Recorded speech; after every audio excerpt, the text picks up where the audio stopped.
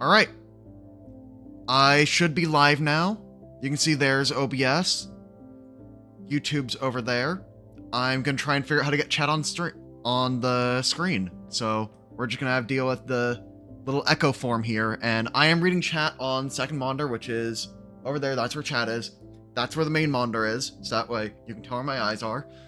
I am frequently going to be looking there because that's chat. There we go. Let's see here. Yeah, that's probably the best. I don't know. Anyway. If I have Firefox constantly open, that is proper. So that way that bar at the bottom appears. That's OBS again, which I am going to mess with. Alright. High budget streaming.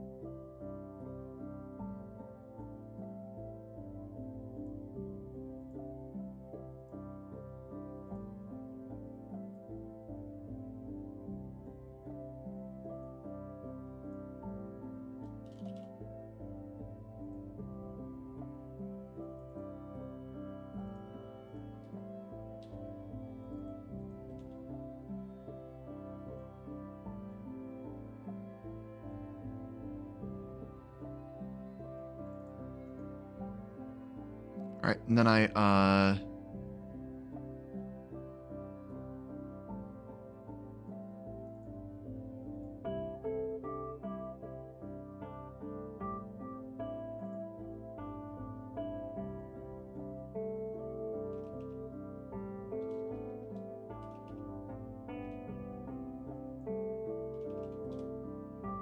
okay. So that's YouTube chat.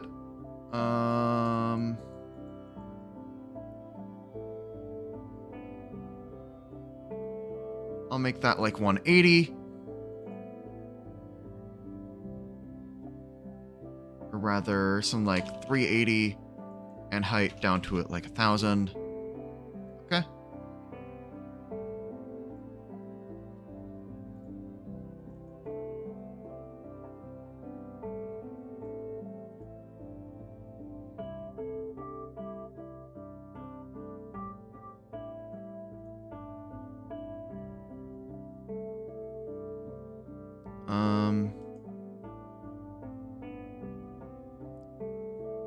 Chat should be on top of everything else.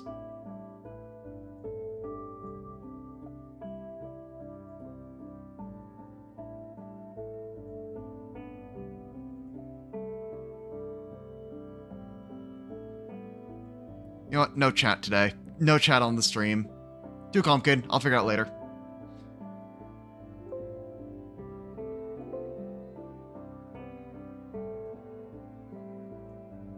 Let's remove that for now. Alright, so what we're going to be doing is we are going to be building an evil party. So, with that, I just want to show what I have so far, because I have a few Pathbuilder links here, because I have a couple things concepted out. So first thing we've got here is a cleric war priest who is basically just there to be the group leader. So I did a few things to make more skills just by picking a lot of ancestry feats. Because we are using Ancestry Paragon. That lets a lot of people be skill monkeys that really shouldn't. So I'm doing this to have a high level character be the leader of this evil group of adventurers, basically. And I picked War Priest because I have all the like elemental lord gods be pretty prevalent in all of the previous adventures. So it just makes sense for me to have a cleric as a villainous creature this time around. Yeah. So a lot of the stuff here is pretty normal for what you'd expect of a war priest. I am going to mention that I decided to heavily focus in on intimidation because I think it's cool. And that's kind of it. I am expecting them to grab things like Crisis of Faith to try and Crisis of Faith the cleric and have cool stuff happen there.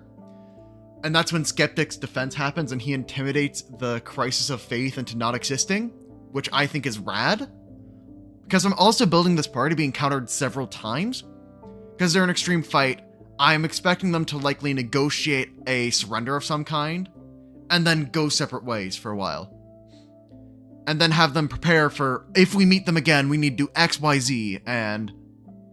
So I'm also building characters with the conception of there might be a second form at some point. Alright, I'm now starting to see chat messages come in. I'm sorry, I didn't see that before, but... evil is intimidating? Yes. And I also have the feat here of... Sinister appearance, which gives it the tiefling-like appearance to even appear more sinister. So, this is the character that I know is going to be in the party, so we can build everything else around this cleric will exist. And I decided to bend my rules about the items to give a flaming rune, because it just makes sense that a follower of a fire god would have that as, well, a thing. I'm probably gonna not have... Yeah, no, you should have one high level heal, because this is a harm font cleric. How would I change these characters to fit into a Bloodlords game? If I were to fit this into a Bloodlords game, instead of having Ifrit for all of these, I would pick probably something like Dampier. And that's probably the easiest adjustment you can make to have it be one of those. Yeah. Have I ever played Dungeon Crawl Classics before? I have, for 2 sessions with Ronald, as we were trying a bunch of RPGs. I was playing it with just like one of his group of middle schoolers because he just wanted me to be there so I could see the system. And the middle schoolers were a lot more frustrated by things than I was. Because it was like, well, all of our characters just died to this thing. I'm like, yeah, we should have played better. Where's the counterplay? I'm like, I don't know, but we should have played better. So that's my opinion on it. I really enjoyed the little bit that I have played, although I only really experienced the funnel aspect of the early game. And I thought that was really interesting. Neat way to do character creation.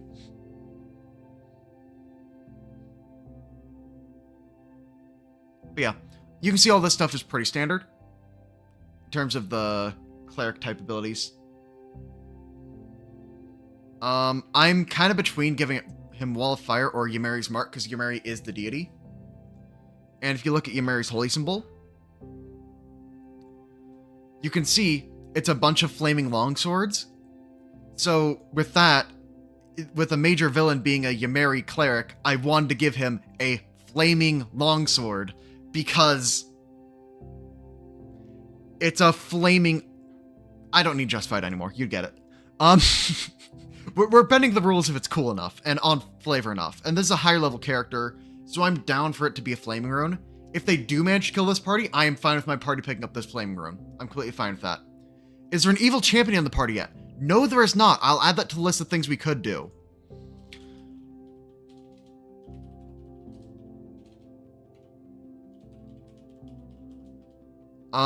We could add Desecrator Champion. I'm a little bit against that because I already have a champion dedication on this guy. If there are 2 flaming swords, can I have dual weapon archetype? I'm actually doing sword and shield because my idea is that I want to be channel smiting with all those harm slots that he has from having a harm deity. Can a sword be both flame and frost? Yes, but that would be a much higher level weapon than I'm comfortable giving. Because you would at least need to have a +2 potency rune on it, which thus makes the weapon really, really expensive, and then my players will just sell it and upgrade their gear 3 times. Because, like, I also need to consider this as a loot drop if the party were to go down. Because this will be enough treasure for them to, like, satisfy, like, a couple levels worth of gear if it turns into a wipe of this boss party.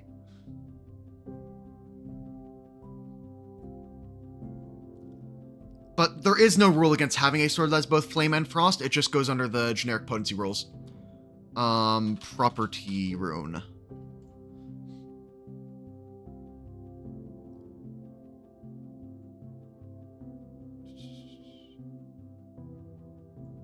It's probably in the overall rules for the runes, but it is close. I tend to have 6 players-ish in an average session, so I'm building for basically a group of 6, but the party's level 5, this guy's 2 levels above them, so I'm basically building a group of this guy and 4 others to have equivalent potency to a party of 6. So everybody else will be level 5. It's just that for the one boss creature, I want him to be higher level because I'm the GM and I say so.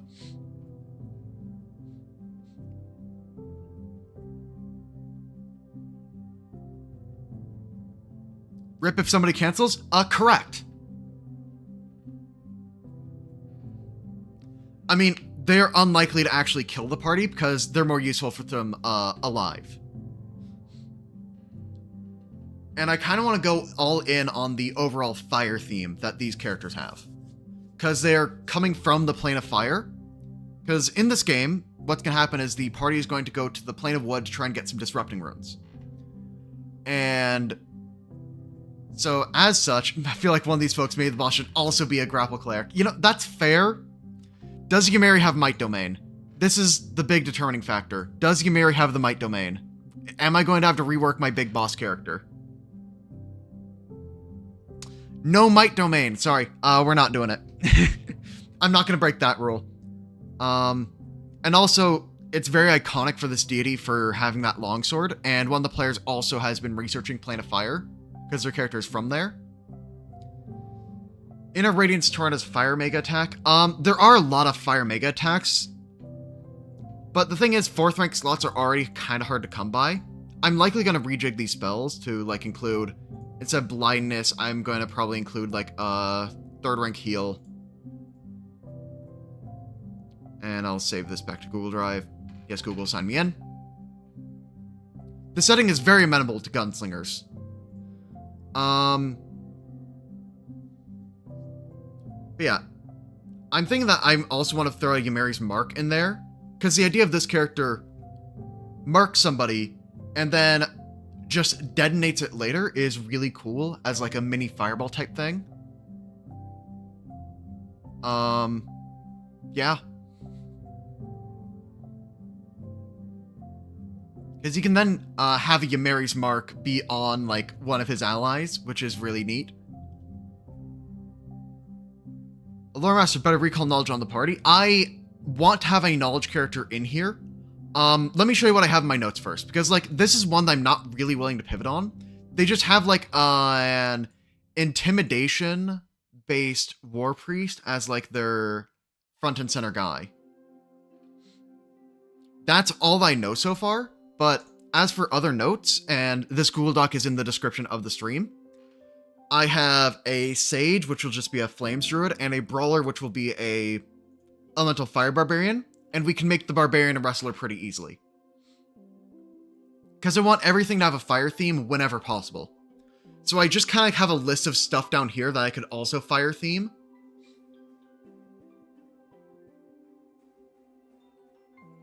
Somebody's calling me. Let me mute my mic.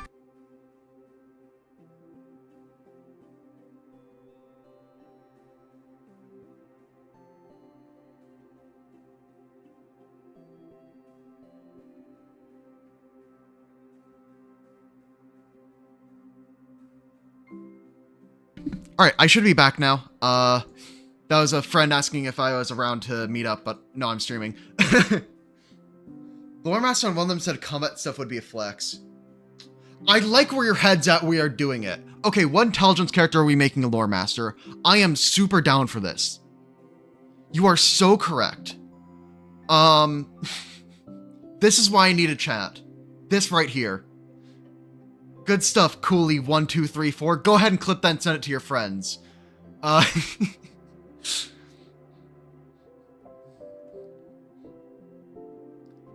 look at what witches are available, because a witch having uncanny knowledge would make a lot of sense.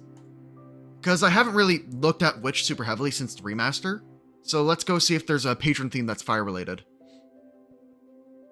Oh, what do you know? First thing I look at.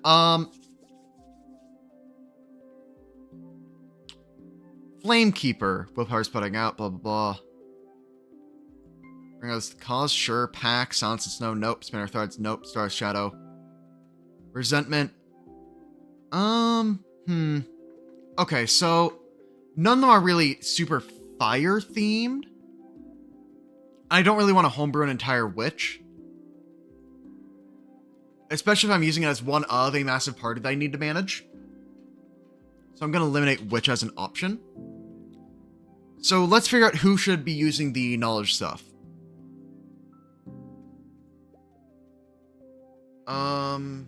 Resentment is usually the good one if you have a party that also applies debuffs. Resentment is the one that Reddit complains about the most. But like that witch requires combos with a team in order for it to be really, really great. I'm not sure if I want to do that.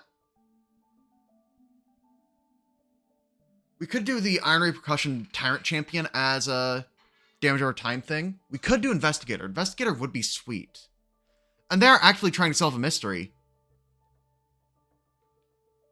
Okay, yeah, let's do an Investigator. I like the idea of the Investigator. Let's build it. So this is our Investigator. Google is signing me in, so I'm going to share a copy of character. I'm going to put it in the document.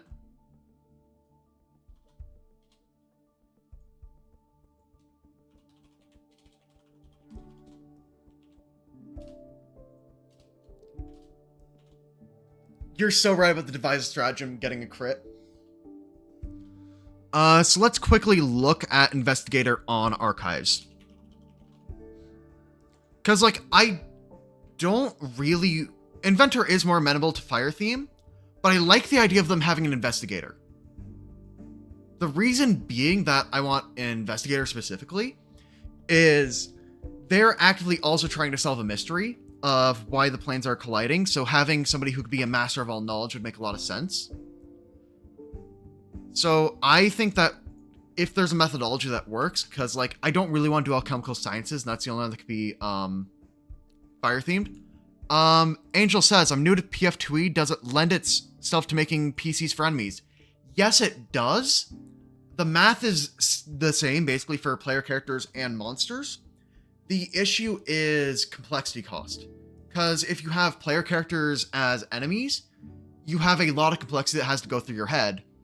And the only reason I say I can handle it is because I have something known as a world champ difference. And, well, if I just, that is me speedrunning controlling a party of 4 characters in a video game. So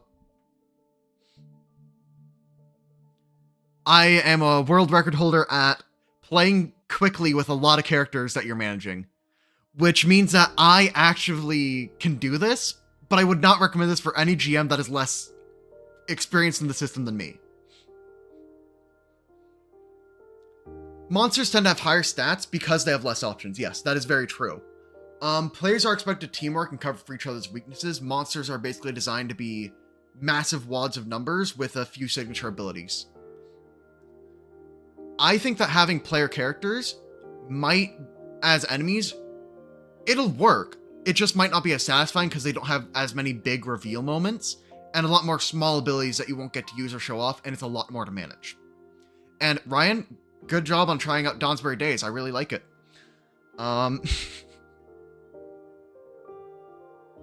Yeah. So there's a reason that I make a note of Flames Oracle is likely too much to track, because I don't want to have to track the focus points, spell slots, and its auras and all that curse management and all its different like effects and rulings when I'm not super used to it already, because I haven't really played with the Flames Oracle for that long. And I have to track it along with all the other weird stuff. Oh yeah, Donsbury Days is a Steam game. It has a very active modding community, which is very nice. Get ChatGPT to track stuff for me. That's what I do if I want ChatGPT to tell me the barbarian has fireball. ChatGPT literally doesn't know the difference between Pathfinder 1st and 2nd edition. Because, like, I was memeing with it to see if I could, have ChatGPT tell me how to build something, and it was so wrong it just wasn't even funny. Kineticist can't hit anything? True! I hear that.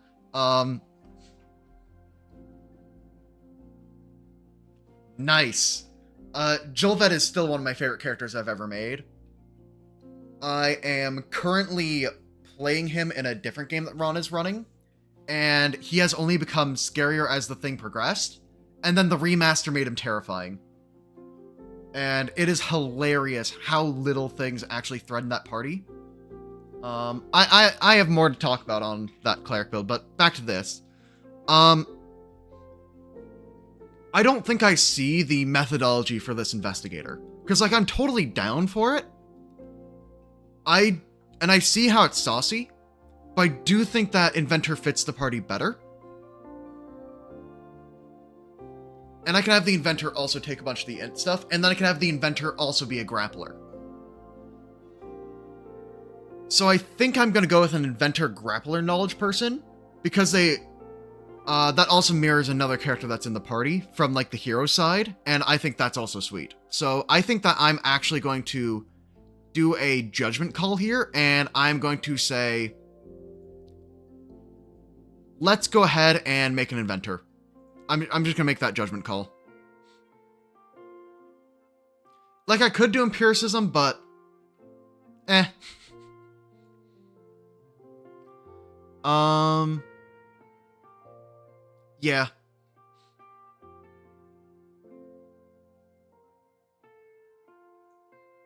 I am going to probably have... I kind of have a meme about orc inventors in my game, so the player characters we have for this arc, because one of them wanted Trout Kineticist, so you have 2 Kineticists, a good line champion, cleric with heal font, and then we have quite a few people that then drop in or drop out. We will also have an orc fighter that focuses on grappling. So then we have 2 that are sometimes there or not, which are either a ranger or a sorcerer. I'm building a group of villains for a campaign that I'm running as a boss fight. So I think I'm going to go Orc Ancestry. I'm going to go Ifrit Heritage. I'm just going to click through all the basic things because I know generally what I want to do, and then I'll ask for chat's input after.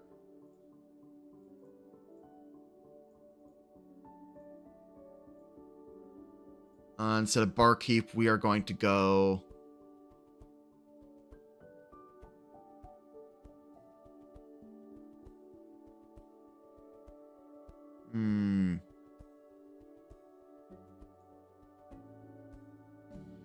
Sure, we can go Tinker. And then for background boost, you go Int, Strength, and then that's the starting array. Skill trainings. Just going to click through. Click all the things that are int-based. Then I'm going to click all the things that are knowledge-based.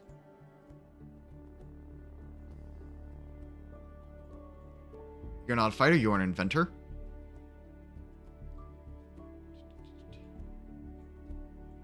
Then the skill training here goes acrobatics, just because, you know. Gotta make sure I don't get completely walled by a kineticist coming and saying, hee hee, I have an aura of piss on the ground. You're gonna slip on my pee. I don't have an issue, you have an issue. And I'll grab an intimidation because they're a villainous party, of course. They're going to be a total level 5. So I'm gonna build up to there. Frosty and...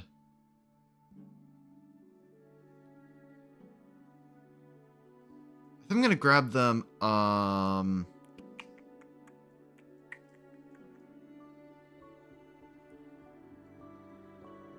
which one was it? There's Iron Fist? No, it was something Lava Soul, is that it? Yep, Lava Soul. That's the one that lets their fist be on fire. Because the orc fighter can have his fist turned to a sword because he's from the plane of metal. So by giving the inventor the ability to punch people while fist is on fire is a good parallel. Firework Technician. I can look at Firework Technician after this, see if that'd work on this character, because if it's going in the party, it's going on this character. I'm gonna grab a Explosive Leap, probably. Because it makes sense. Actually, no, I need to get the Variable Core, because I need to have Fire type.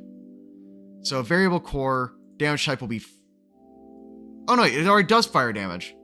Huh, no, then we are gonna get the Explosive Leap. I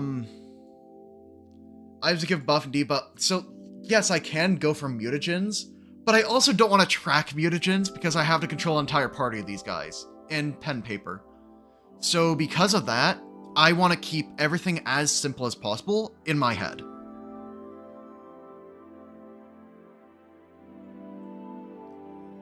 That's why I'm going to go armor, because I'm going to have this guy be an unarmed brawler. For class feat. Searing Restoration, being able to explode somebody back to health, makes sense. I need to put Aura Despair on my bad guy champion. Ooh, true. Let's see what the bad guy is again. Accept. He has Conceited Mindset. Getting rid of Conceited Mindset is such a...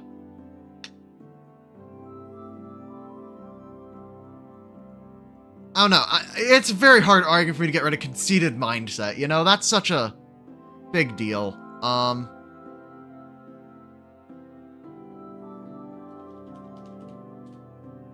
Single Gate Cold Fire Kineticist would be my choice. I'm probably gonna throw in one of those.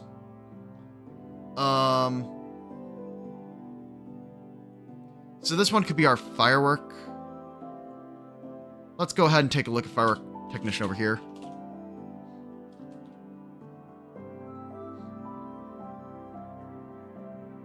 Have the orc, have the companion always write it. This optimal, trust me, for real. I do trust you, however, you see, I would play this, but as I said, I'm trying to keep complexity low, and I'm not reading all that. I'm sorry, we cannot do Firework Technician. I'm going to say too complex and throw it away. Apologies. It would probably fit, however, I'm not gonna track that. That's too many words. My TikTok brain is not having enough stimulation right now.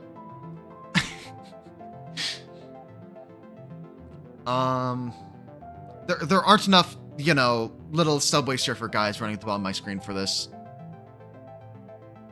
I need to have Firefox open and then pull back up chat.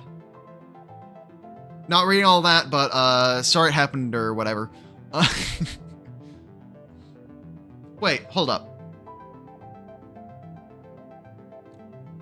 Do you think we could go Magus?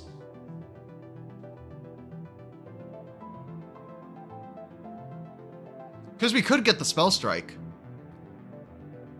No, we go Wrestler. What am I talking about? We're wrestling. We are wrestling. There's no other archetype in the game. We should know this.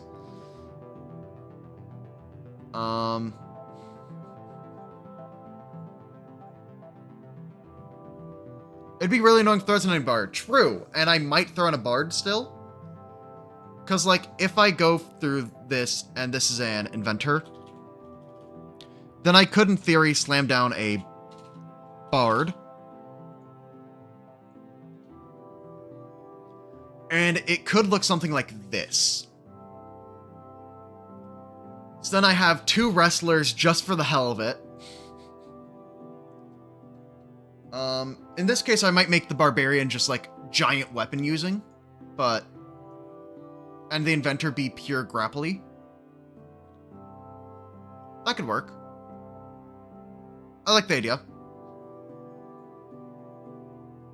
But then the bard is competing with this inventor, or we drop the inventor idea to include the kineticist.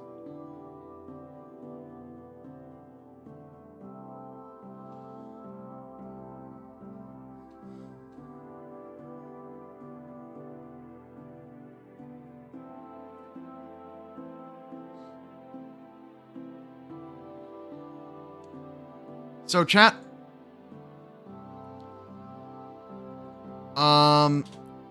Let's list all of our tier 1 ideas.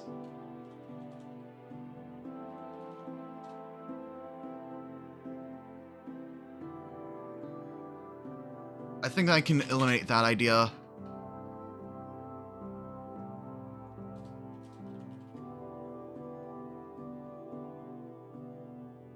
When do I use Assurance Athletics in normal game? When I use Assurance Athletics, it's because I notice that a creature is really low level.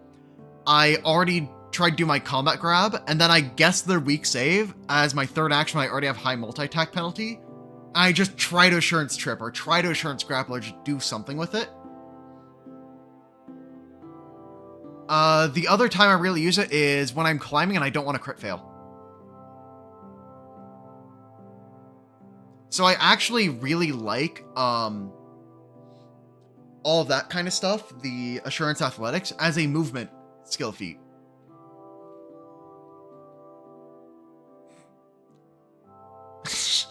I like the idea of the Bard ass. Because, like, I'm going to quickly go into the spells list, and this will be the deciding factor of if we have a Bard. Because I'm going to go into the occult spells.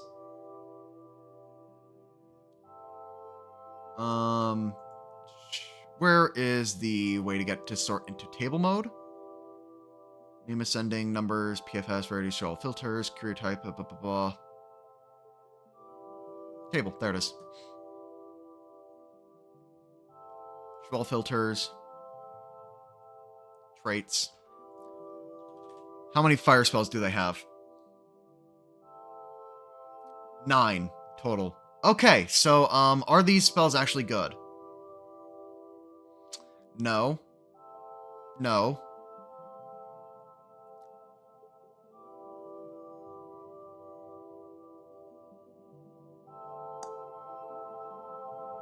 Interesting. I'm not against this. No. Funny, but no. I know Blistering Invective is here. Blistering Invective actually didn't show up. Weird. But Blistering Invective is legitimately one of my favorite spells in the game. But I'm never going to get this Hidden +2 with how this stuff is set up. So it's just the single target version of Blistering Invective, which isn't that great. And I don't think it justifies the entire team slot of Bard.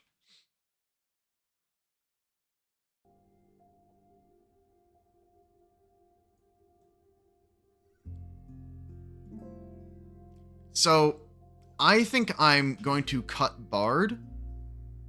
Final Sacrifice only works on minions, sadly, and none of these guys would be the Bard's permanent minion. Bard justifies itself with math. Yeah! Or I could have the War Priest cast Bless. I'm mostly trying to build for theme. I'm just expecting the power to come after.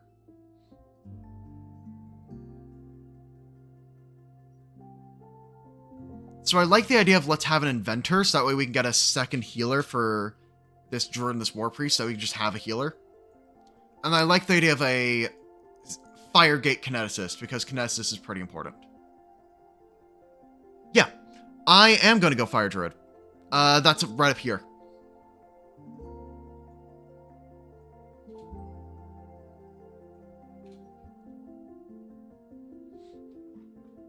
So yeah.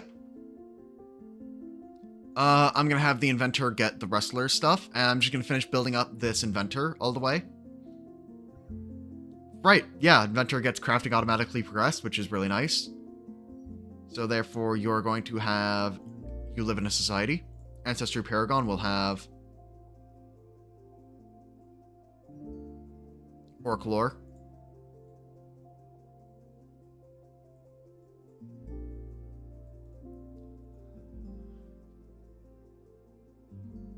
Does the party have any anti-fire? Wouldn't be funny if they did. They have one Ifrit. What's the best fire spell, cantrip, folk spell that isn't Fireball? Blistering Invective. Hide into a lot. terms of cantrips, it's probably Produce Flame just because there isn't much competition. And that's one that a Magus really likes to spell strike with.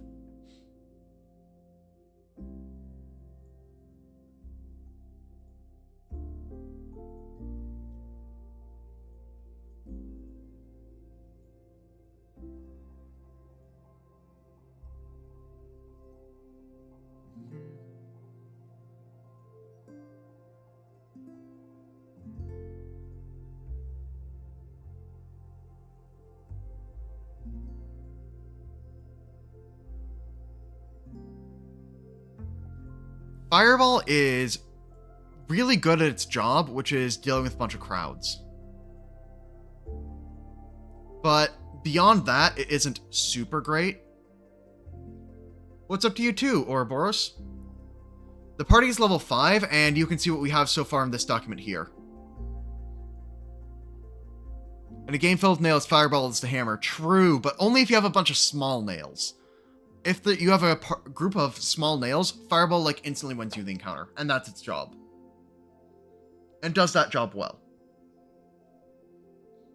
If GMs like to use single creatures a lot because it's easier to run, because single creature easier to manage than group of creature, fair, then Fireball will be less valuable at that table.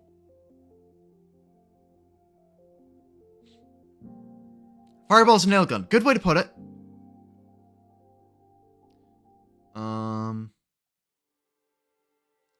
I'm going to give this guy a quick repair.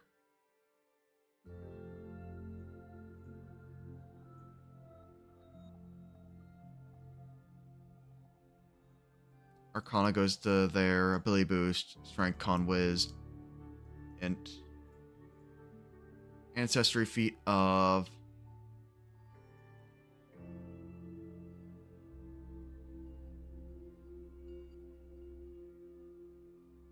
I think Heatwave is cool because not Bard, how does Summoner sound? Too complex for me. Because I do need to manage my complexity budget, so I'm only really gonna go for classes that I'm super comfortable with. Because I'll need to run this character along 4 others. In my head, tracking every single one of these abilities. And Summoner has too many edge cases I'd need to think about. So I'm gonna say no to Summoner, as I have a skill issue.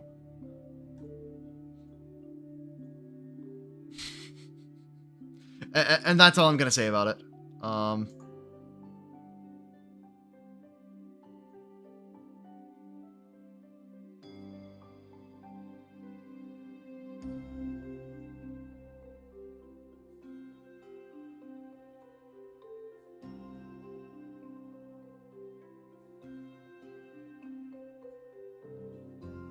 Favorite spell doesn't deal damage, and how would I use it in encounter as an enemy spellcaster?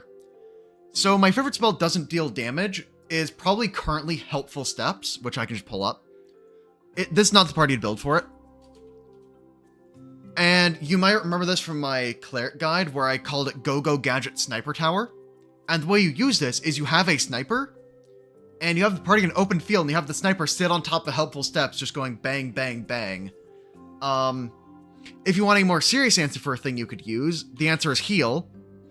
And if that is too serious of an answer for you, you can then split down the middle and call it bless.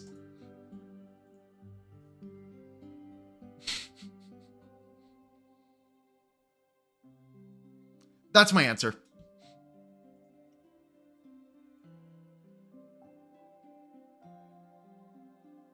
Give every single one Bon Mot for maximum Bon Motery. I see it. I see the vision. I like where your head's at. Not gonna do it though. Yeah, so then I need to ruin him up. Give him that potency.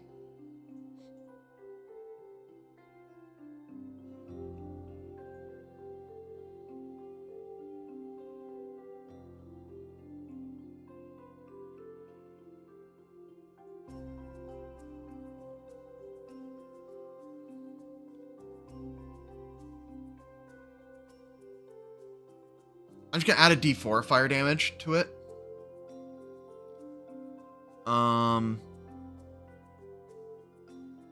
+1 striking,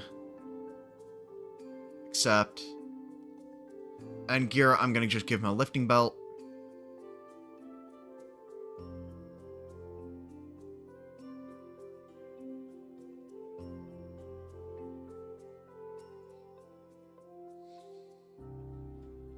Primal Fire Sorcerer. I like Primal Fire Sorcerer. I think I might go, I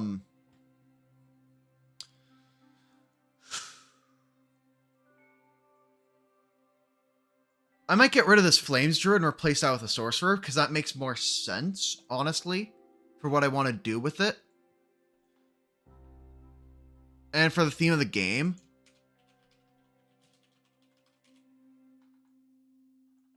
I might do that. Because then this one can do a heal, this one can heal, this one can heal, so it basically fills the role the Druid did. But then Barbarian, Inventor, Kineticist, and the War Priest can all get in there, and then the Sorcerer is the one backline character. Which is cool. I'm down to do this. Yeah.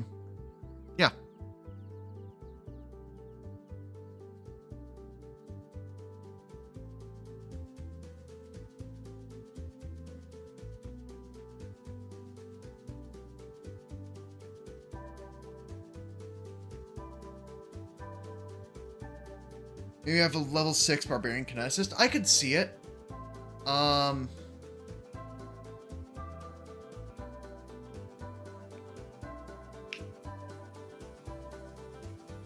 Thing is, I kind of want to have the Barbarian Kineticist separate. One person ice freezer burn. So my plan is, the party is going to really go out and buy a lot of anti-fire rings. And then the Barbarian is just going to absolutely get him through Elemental Evolution. Oh, actually, I do cold damage now. And just absolutely got him, you know. GG got him. Shake my hand. How do you think I survived on the plane of fire doing purely fire damage?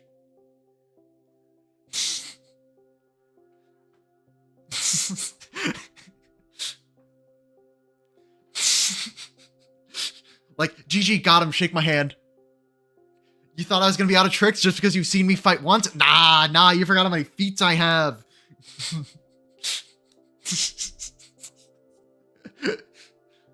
I'm doing a little bit of trolling. You can see that this is not something that I've just, like, put no thought into. I put a very minimal amount of thought into it because I wanted to talk through it with chat. Sounds like give him fire resistant cold weakness. You see, I like where your head's at, but that's too evil. I'm just gonna have them waste their entire gold budget on fire resistance and then make it useless. That's the right amount of evil, you know? I don't need to make them actively weaker for doing the thing that I suggest as a good concept. I just kind of invalidate their choice against half the party. Exactly. And I can also say that it's like, oh, you weren't the only ones that learned something from Plane of Water magic, or something like that. Or now they are anti-fire, and I could gimmick them. I'm not above gimmicking.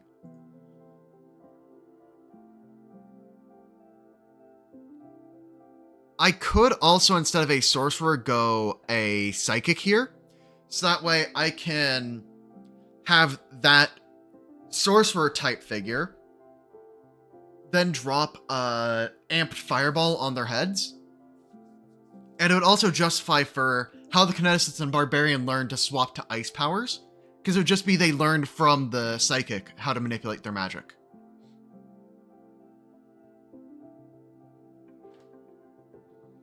I mean, yeah, I want to do the PvP enemy party thing, because I want to drive home the idea that you are special, but you're not that special, you know? Would the psychic still be able to heal? Yeah. There are healer psychics. I'm not against using Frost. The party needs to have a fire theme, but if I just change this to...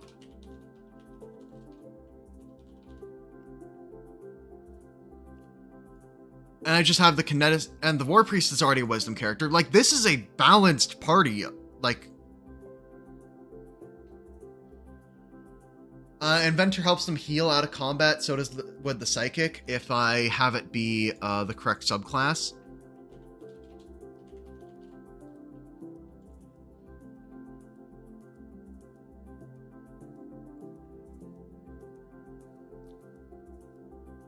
Because if I pick emotional acceptance... oh, would you look at that? There's then a thing that lets me single action heal them for 2 plus 10, so 12. Just 12 healing, and then I drop a fireball. Yeah, they still use fire all the time. They just, it's sometimes cold fire. And I think thematically it makes sense that on the plane of fire, you would have, characters that learned frost magic, because a lot of the creatures on the plane of fire are weak to frost.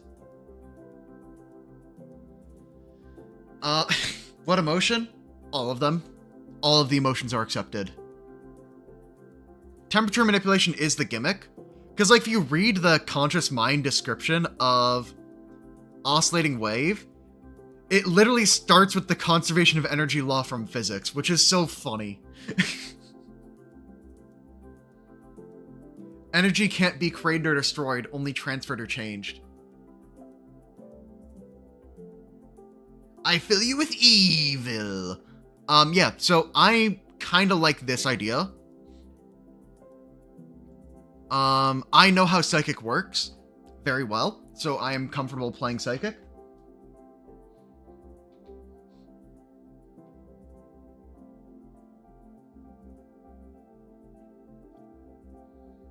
Adjust my light a little bit. So let's go finish this inventor and just call that done so I can save this character.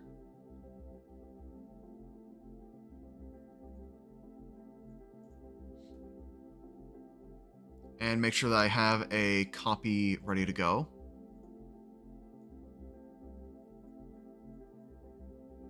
I'll paste that in.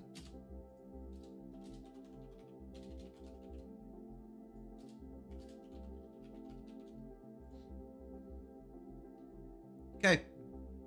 So now I say let's hop into the barbarian.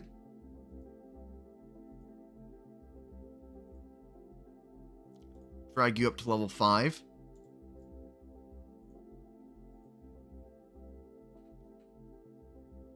I usually look at Psychic and go, but why not Bard? Because I want a fire theme.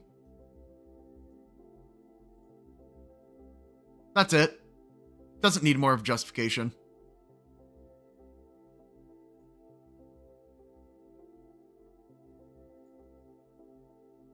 Wait, actually... what if I were to go, Field Medic Barbarian? Because this is kind of a meme.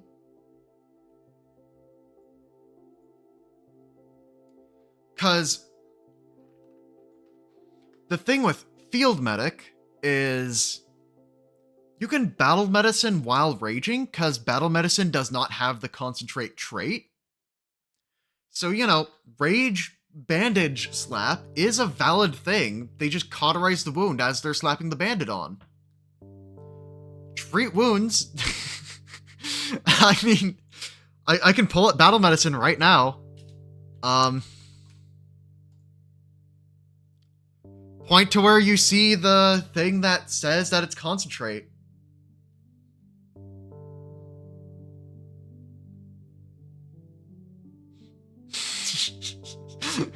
I could also do Chosen One, but I want to have another wrestler for the memes.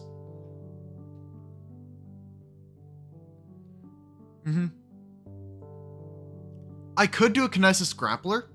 I don't know what I want to do with this kineticist yet. So we'll figure out what to do with this kineticist after the barbarian. I think it'd be a really funny twist if the barbarian was a healer by just like slapping bandages on people and everybody was healing.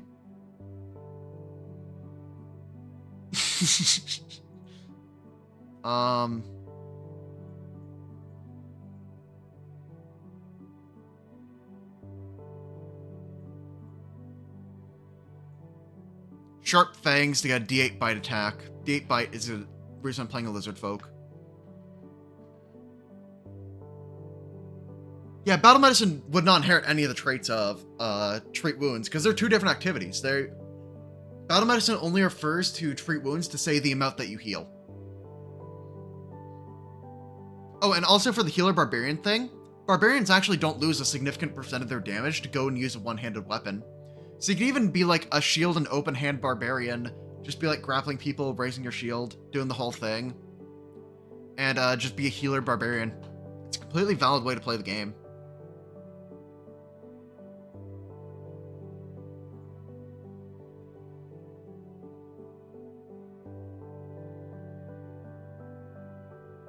It's not a subordinate action, yeah. Are there options available to player characters to stop / reduce enemy healing? There might be a few niche spells for it. I can't say there are any that are super common. Just make sure it isn't agile. Yeah. So the sharp fangs are not agile. They are just D8 bite. Counterspell? I mean, yeah, totally. Oh, now you're making me want to go back to that sorcerer angle, because I could get that sorcerer with counterspell heal.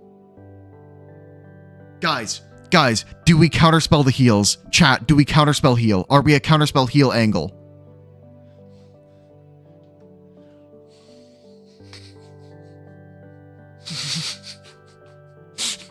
Okay, it looks like we're going on to a counterspell heal angle. Okay, so we're counterspelling heals. Alright.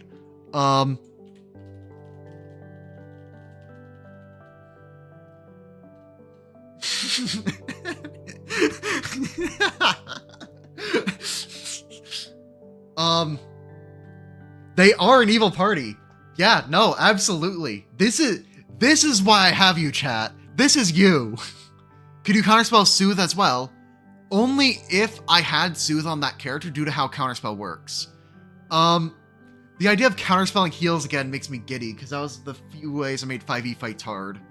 And they've been leaning on their one cleric for all their healing. So as soon as I make eye contact with him and say, no, your turn is over, counterspell, everybody's gonna lose their shit. It'll be so good.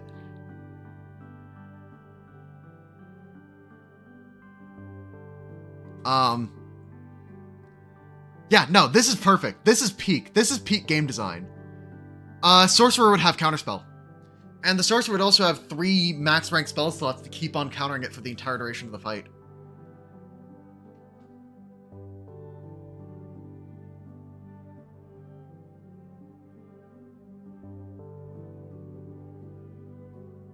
Primal is a...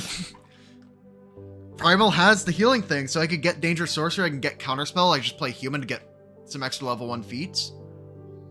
Only question is what archetype to pick. But we can deal with that later. Continue with Barbarian. Stop getting distracted.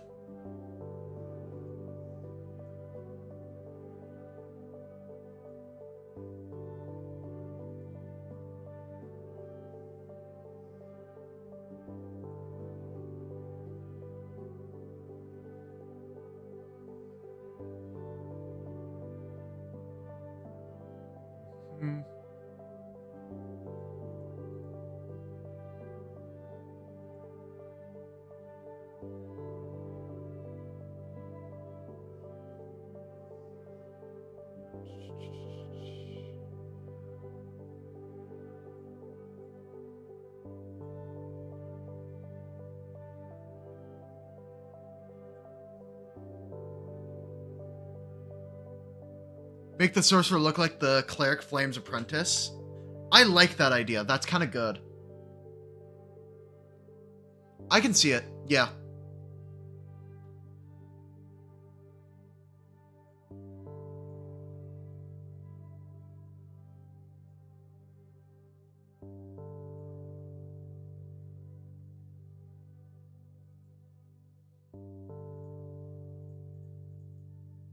Let's see here. Let's, instead of going Constitution, yeah, let's grab Constitution there. Instead of Constitution here, we grab a point of Charisma. Grab another point of Charisma. Instead of going Kineticist, we then go our homeboy, Wrestler. Where are you, Wrestler? There it is. We meet the prerequisites. Do not tell me I don't, game. There we go. skill feat. For the hell of it, I'm going to just take Assurance Athletics so I stop thinking about it because it won't matter too much. Because again, I'm making choice to lower my complexity budget.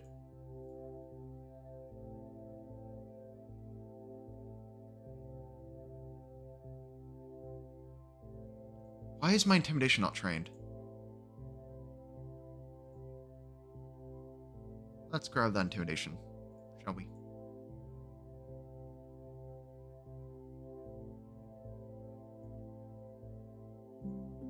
So I can then expert that intimidation, ancestry paragon.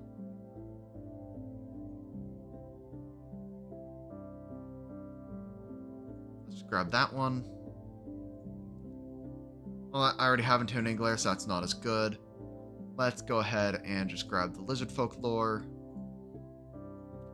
Which gets me the nature anyway, and the survival anyway. General feat of fleet. Keep things as simple as possible. I like the idea of swipe. I like the idea of raging athlete. I'll go swipe, and from the free archetype feat, I'll grab combat grab.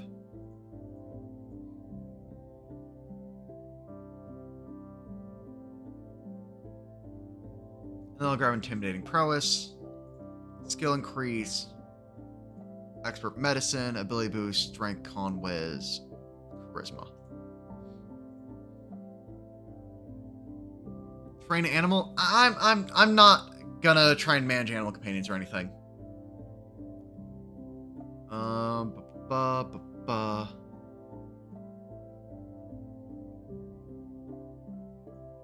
grab another heat wave just for the hell of it, getting a reaction of some kind. Defenses, change this to be medium armor. Breastplate. Give, runes, potency, give, weapons, add weapon, unarmed, special unarmed, 1d8. Let's just kind of give this out. Runes, potency, +1, give, runes, striking, give. What about invisibility of some kind or wall of fire? Wall of fire's on the cleric. Invisibility, I don't really want to manage having to track where my invisible creature is. Yeah, the cleric has wall of fire. I know for a fact the cleric has wall of fire, and that's my only character that'll be high enough level to wall of fire them.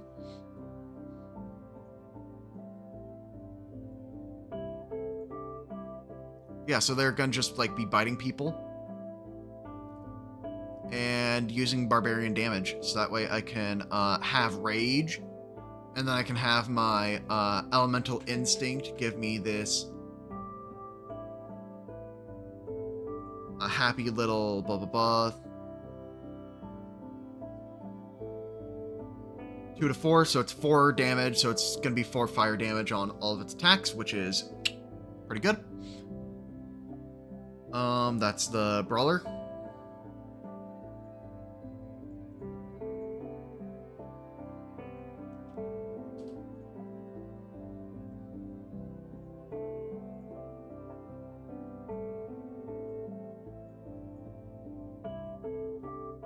There we go.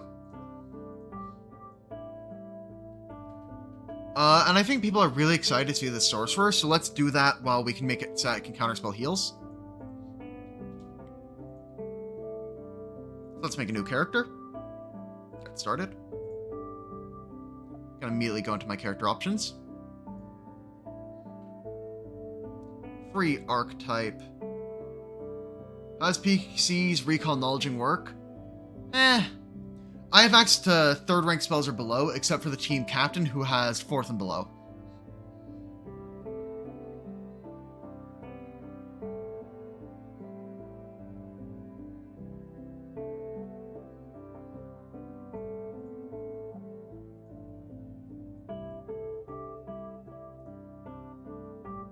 I want to be human, heritage, uncommon, Ifrit.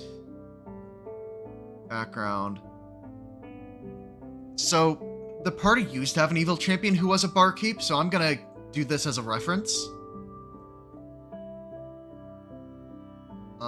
Yeah, unexpected transposition is one of my favorites.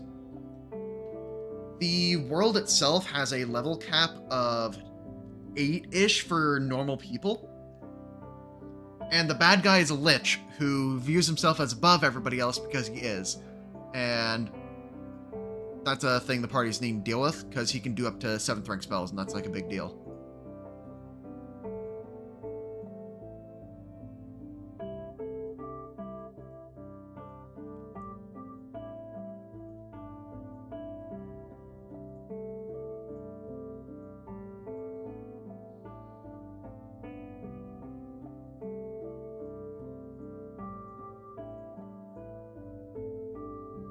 Do any of the evil characters have emotional attachment to each other? They all have emotional attachment to each other is the idea. They are an entire adventuring party that do not want to see anybody on their side die. So I'm hoping it gets very charged as people start going down. I track the enemy dying values as healing spells are getting counterspelled.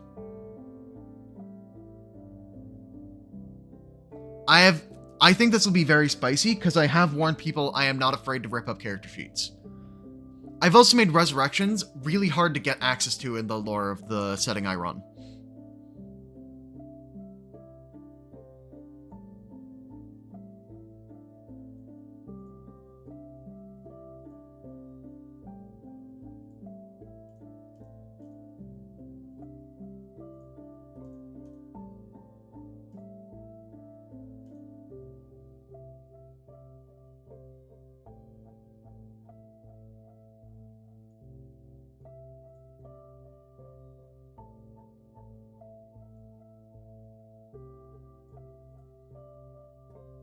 And we said that we wanted to go champion.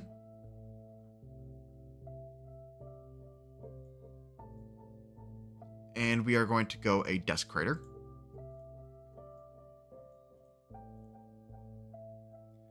I'm actually going to make a judgment call and say tyrant. And I'm just going to finish off all the skills. I'm going to make a judgment call and say we are going tyrant here. For a very simple reason. The champion character that died recently for that party was a bar-keeping tyrant. So I'm just going to do that.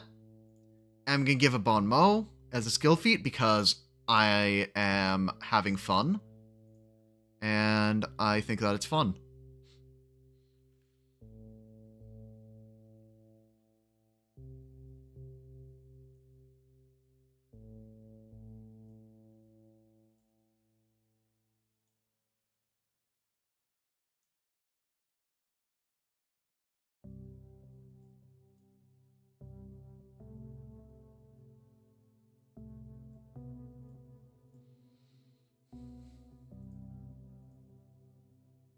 You should have them shout things party members go down to hit at our credit feelings. Yep, I will. And did you notice how in this party, everybody except this kineticist will probably have a way to... Oh no, I'm going to give the kineticist battle medicine. Every single one of these characters will have a way to heal their other party members. Oh yeah, access to Dying Wounded is huge for PCs. So like... It doesn't matter unless you have healing spells in your party, but now that I'm building a group of player characters that are optimized, they're all healers, and dying is like a real upside for them. Will they have hero points? No, but I like where your head's at. And this is actually a good time for me to sidetrack and talk about other things I do for that game, because what I have is a deck of hero cards. And so each card has like a special little effect.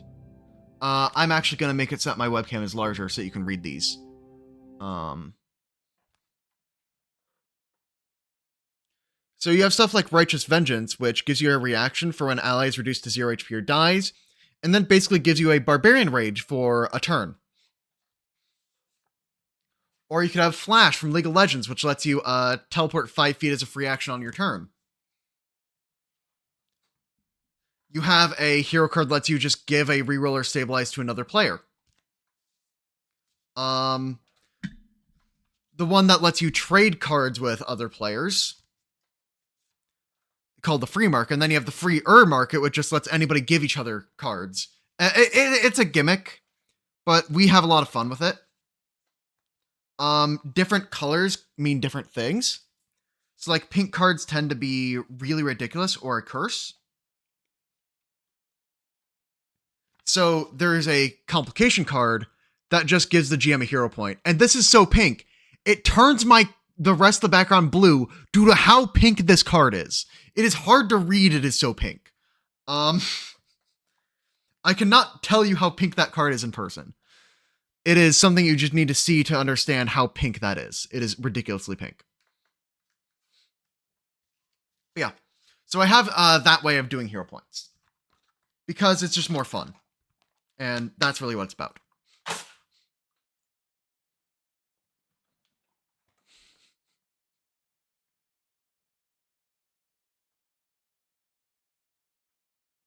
But yeah, so the cards can give a villain point to the to the GM. There's also a card in there that has the player search the entire hero deck for a card and get it, but then the GM gets to do the same. So if that one's drawn, then I'm absolutely going to use that to the fullest. And I'm the one player for all the characters, so they effectively share a hero card pool, if that happens.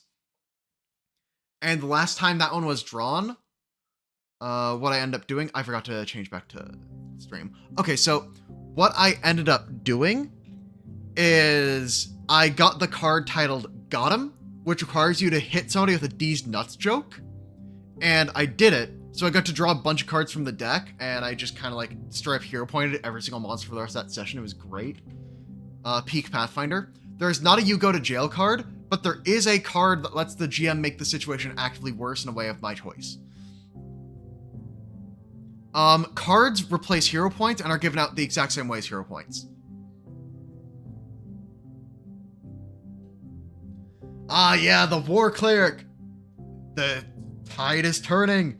I can't wait until somebody on Reddit posts that somebody saw that video and then the entire party walked in as that war priest and just dumpstered an entire one-shot as they all just kept on healing each other and just kind of like kept on shit posting about the Go-Go Gadget sniper tower to shoot cantrips.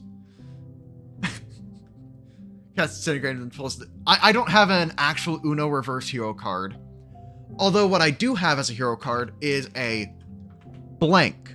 Because there are 3 cards in this deck that, when drawn, just let a player make up a new card, and that is permanently added to the deck. And so, all of the cards in this pile that are yellow are player editions. There was one session where we actually drew all 3 blank cards. You can't really see it due to how my lighting has to be, but rest assured there were a few yellow cards in there. And I actively do veto things that are too overpowered, so we all kind of like agree on the overall power level, but it's a thing of the deck constantly gets larger and constantly has new and interesting effects in it. Yeah.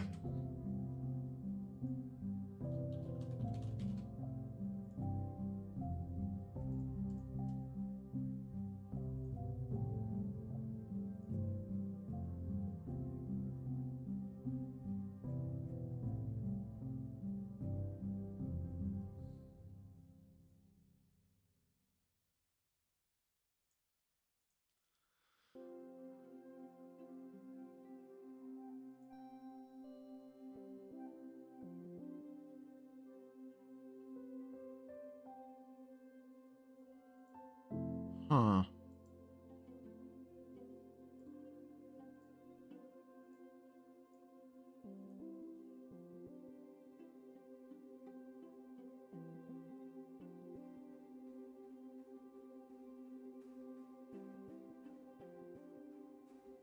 Sure. I just had to double check what the focus spell was.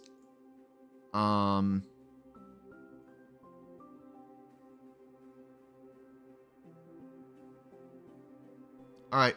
Thank you. Thanks for stopping by. I'll catch you on next stream, potentially.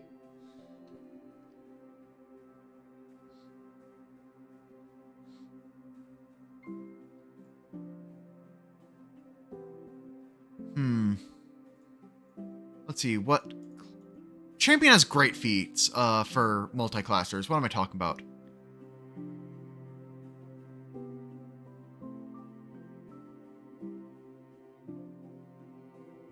I think I'm gonna get an extra focus point and more HP.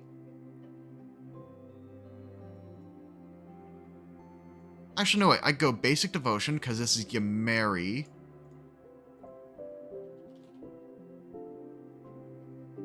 In the Inferno, who has destruction, dust, fire, zeal.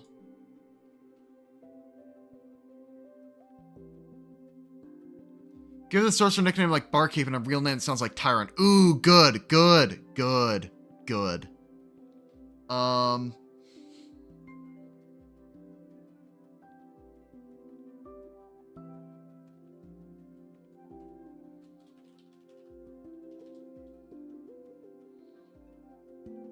What's a good Tyrant pun?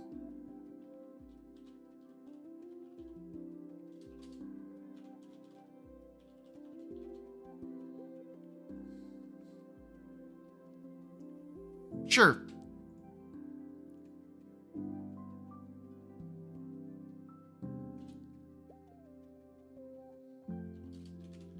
I'm down.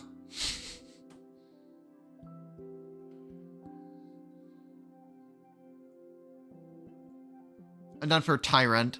So let's see here. Destruction. Cry Destruction is... I'm not gonna really have any one action. Wait, yes I will. So I could fling something at somebody in melee range, that spell, and then boom, Cry Destruction immediately after to get a bunch of d12s of damage in area, which is kind of cool.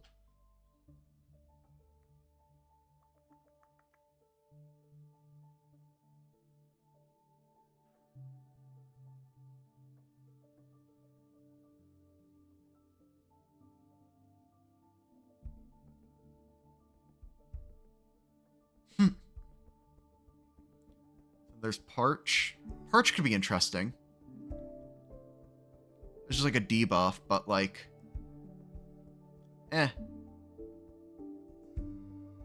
Fire Ray. I remember Fire Ray is 2d6, but for 2 actions. I have better things to do with my actions.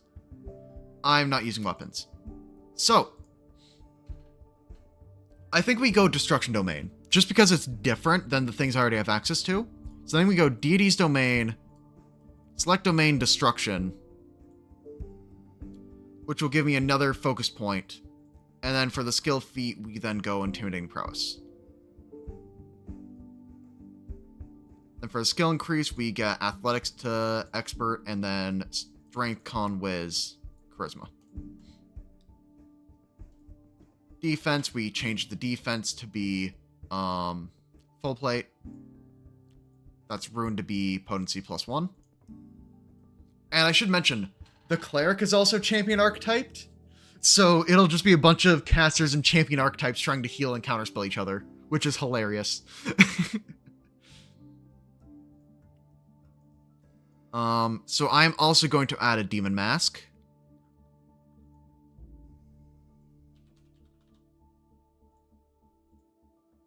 I'm also going to add a lifting belt.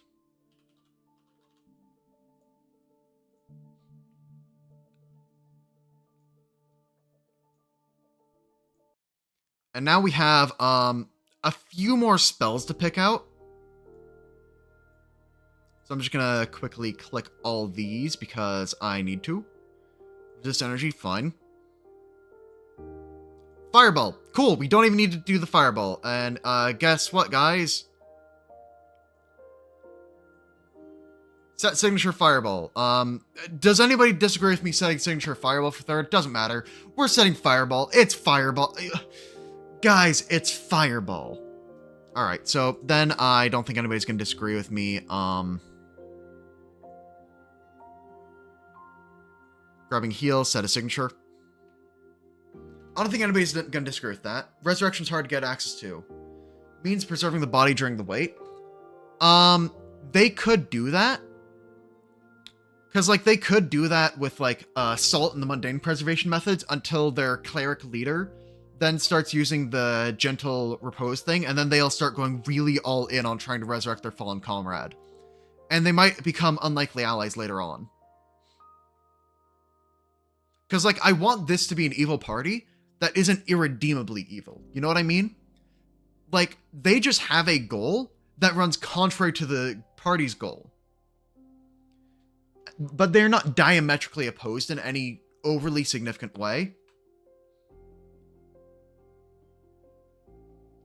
Because, like, one of the party members even follows you, Mary. So, like, this is not a completely unworkable thing. It's just that they don't have a lot of care for the place they visit, this villainous party. But if an alliance is beneficial to them, they're not stupid, they will take it.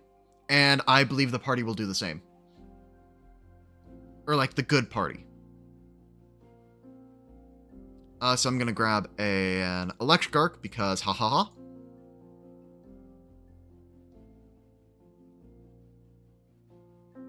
Glass shield because haha. What do I think about Counterspell and Pathfinder 2e? I think I like Counterspell Pathfinder 2e because it requires you to actively play a metagame. It might be too powerful when it is active and too weak when it isn't. But I think Counterspell is a niche enough effect to where I am pretty fine with it.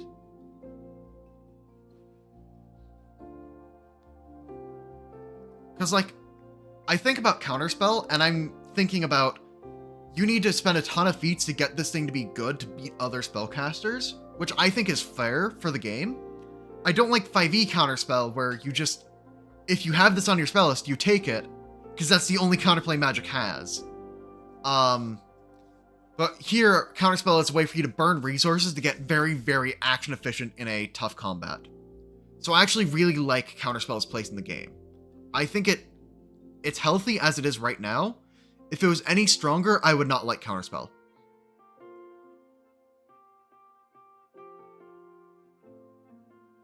For the good of the game, Counterspell needs to be weak. That's what I'm going to say about it.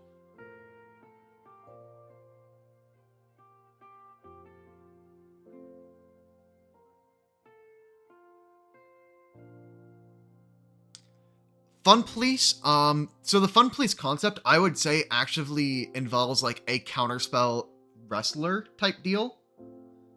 But none of the classes that get Counterspell baseline are even, like, B-tier wrestlers, which is the issue.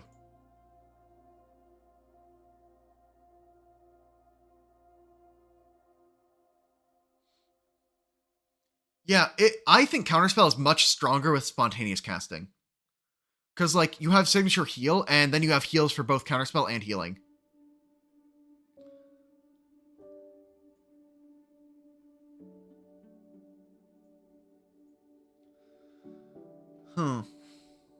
So, chat, favorite damage cantrips? Or favorite cantrips in general? You know, Eat Fire could be pretty good.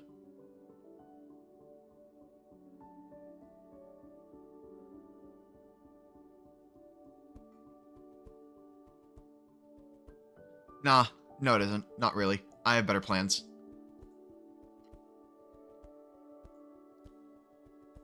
Guess I could just take Heat Wave. So that way when the fireball comes down, you know. Just be a medium grappler, have a small counterspelling spellcaster on your back. I like how you think. Yeah, you know, one of them should have light. You're right. You're right. I'm also going to toss in a Frostbite for the same reasons as the... Wait, Elemental Counter.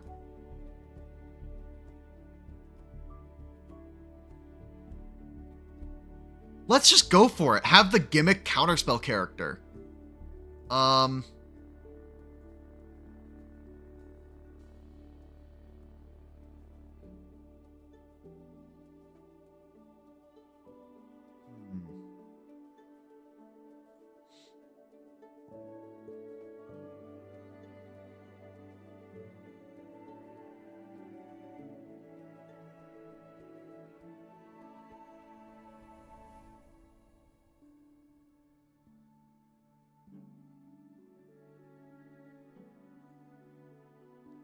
How do you run PCs carrying other PCs?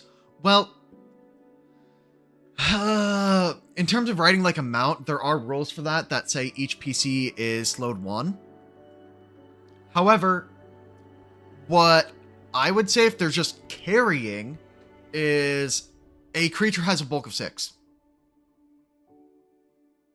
Because medium creatures have a certain amount of bulk when they're knocked out, and I just kind of use that bulk for PCs carrying each other out of fights and things of that nature.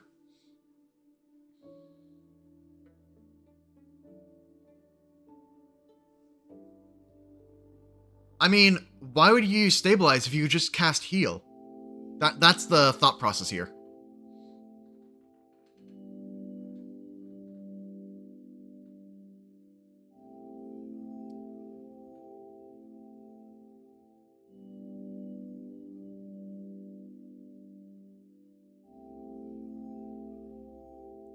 I'm pretty sure it's just 6.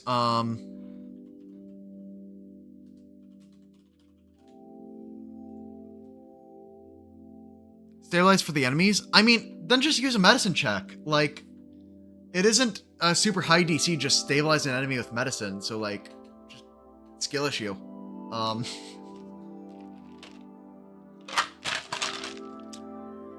So yeah.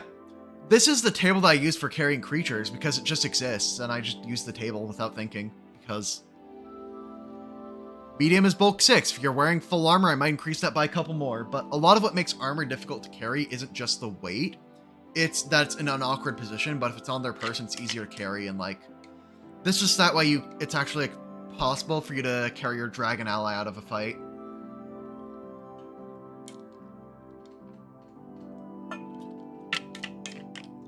Well, you see, they also are not planning on losing.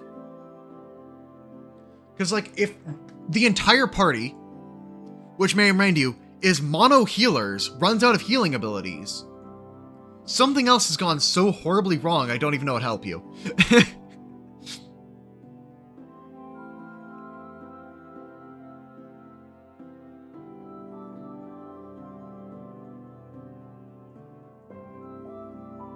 Let me look at the range on counterspell.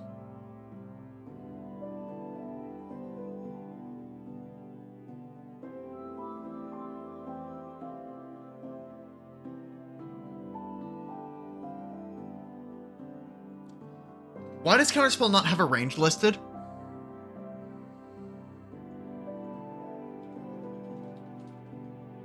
Do I plan for if my PCs do lose? They are willing to take prisoners. They have a personal relation to one of the player characters, so them then having to negotiate from that back foot constantly. Yeah, that's the game plan, roughly. Counterspell is apparently global.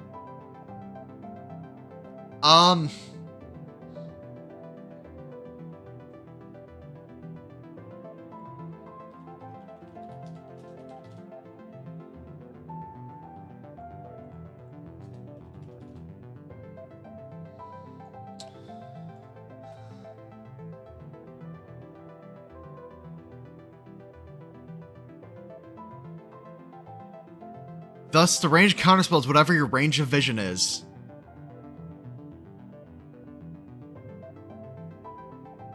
At least one creature, object, or manifestation of the spell you're trying to counteract must be within reach of the range of the spell you are using. So, they must be within 30 feet. It's based off the range of the thing you are counterspelling. Sure.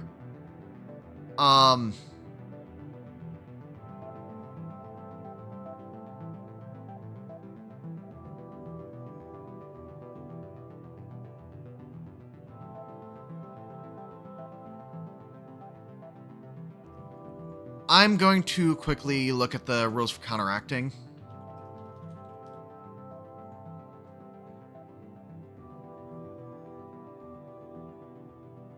From... Yeah,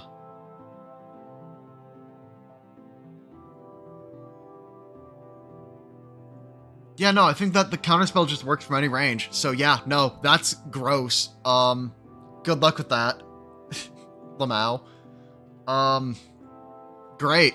That's hilarious. elemental counter specifically says an amount of feet, so... Yikes. That's all I have to say about that one.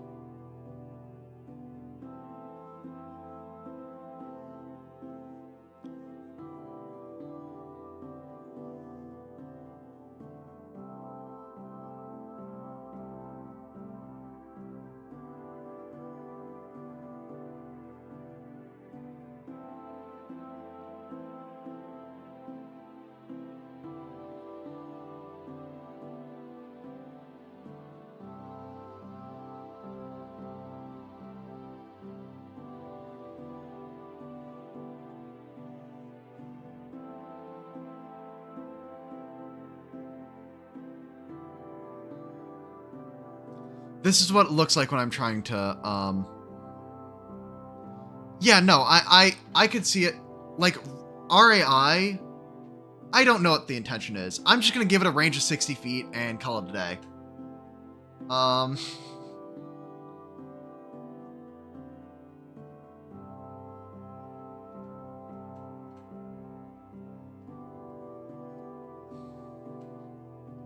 gonna jump because there's some good discussion on the Discord earlier today about jump being silly, and I think that silly things are good to pick up.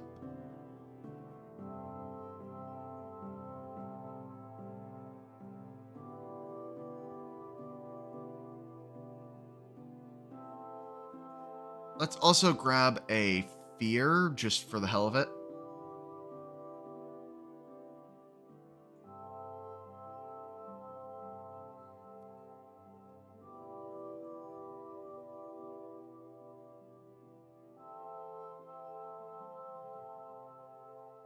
We don't really make strikes. Yeah, no, it's really weird. Counterspell is really oddly worded.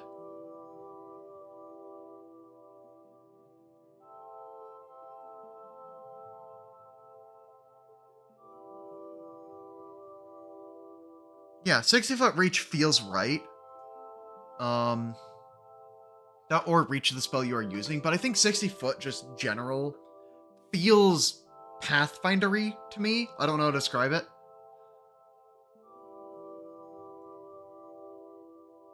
Let's give Blazing Bolt as signature. Yeah, some spells should still be able to outrange it, you know?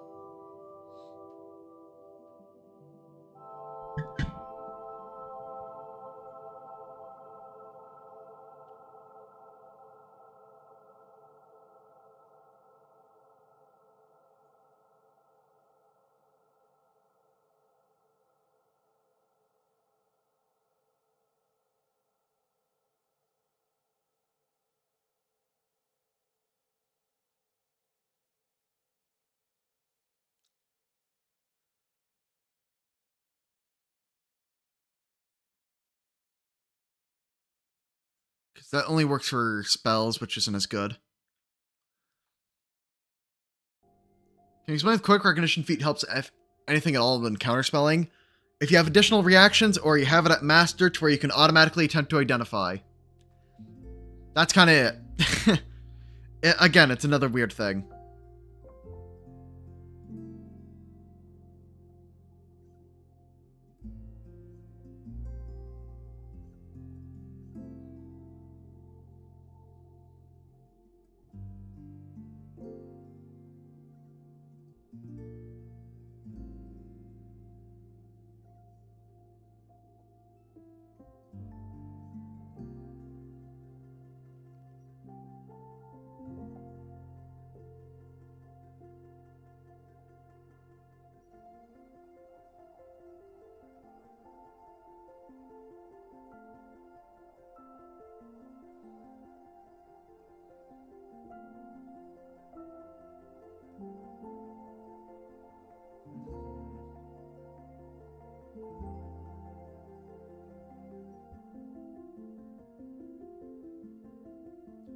I basically just say what spell the caster just used. My players don't know the list of spells like the back of their hand anyway, and nobody had a counterspell in play, like regardless, so it never matters. The only times I'm vague on it is when it might be an illusion. But a lot of the time I say, yeah, it's a heal spell, you very obviously see that's a heal spell.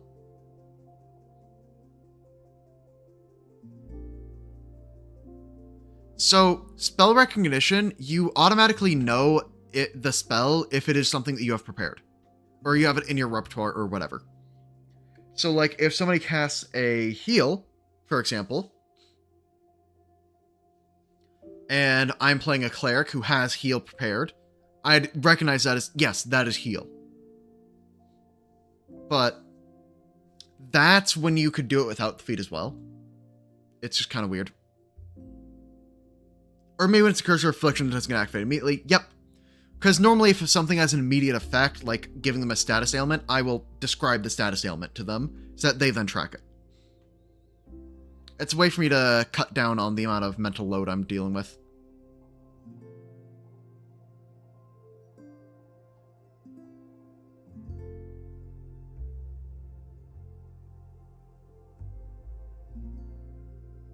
I think for the sake of my own brain, I'm going to go with something very simple, like... What's this one? It's more to deal with light blindness. I like they do just sudden bolt, stop thinking. Just damage. Spending heal to counterspell heal is... Yeah, no, I think that the best user of counterspell are characters with heal. Because heal is legitimately the only spell you can count on everybody having. Because half the casters in the game will use heal. And that's just a given.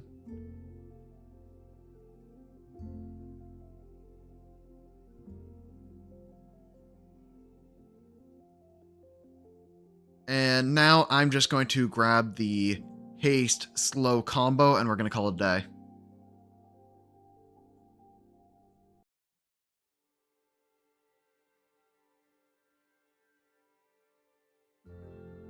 Yeah, I think it's something like that. I don't know. Anyway, we have Tyrant done.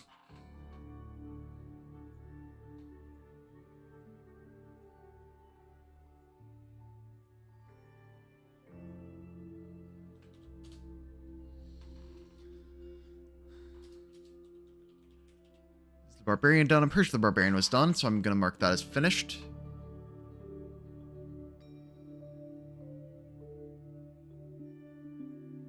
Yeah, you're done. I'll mark you as finished.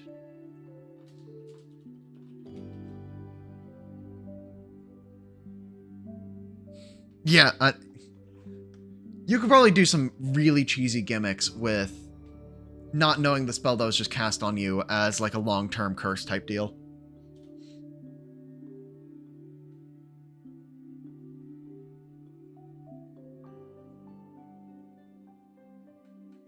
Okay, new character. Last one. Let's get ready to knuckle down and do this. Character options. Free archetype. Ancestry Paragon. Save Google Drive.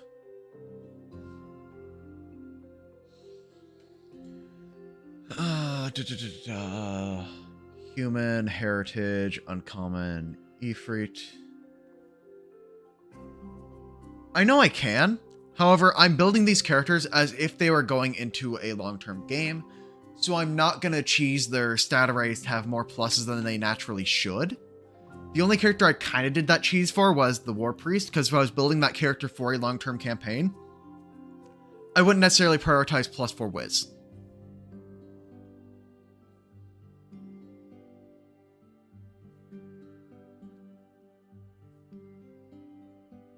I could try and take advantage of the Bizarre Magic feat, but, like, when that character casts heal, they'll know it's heal, because somebody just got healed. I don't see why I should spend extra action for the sake of hiding the fact that I'm healing somebody, when they can see somebody get healed.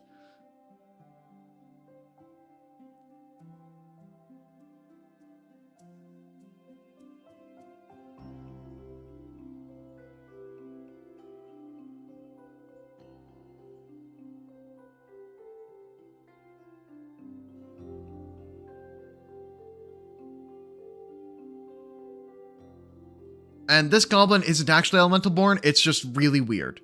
That's the gimmick.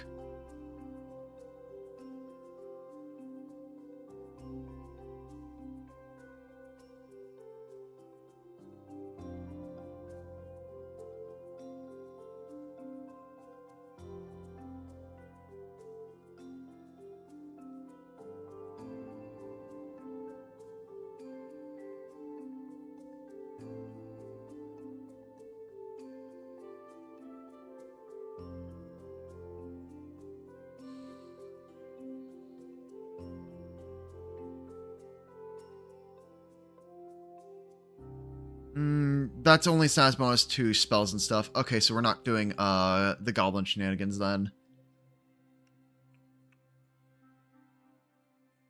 I like the idea of a fire leshy, you know?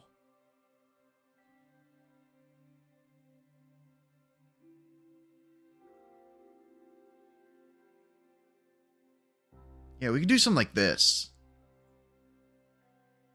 And let's untrain that intimidation.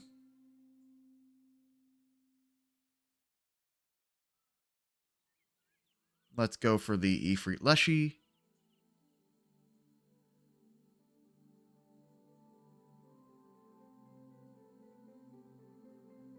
Grab the Leshy lore. In the medicine and... Oh wait, we can actually grab... Field Medic. Remembering that I wanted to grab Field Medic. Except...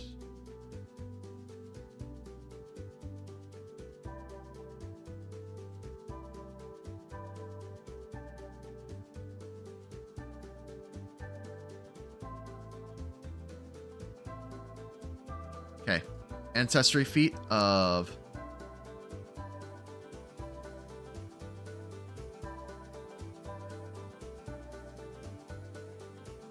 Hot Pepper Leshy.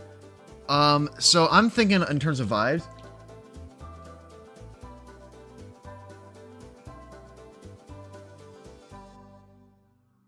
Oh, right, it's April Fool's, so Bulbapedia isn't showing the color picture, but, you know, Scovillain.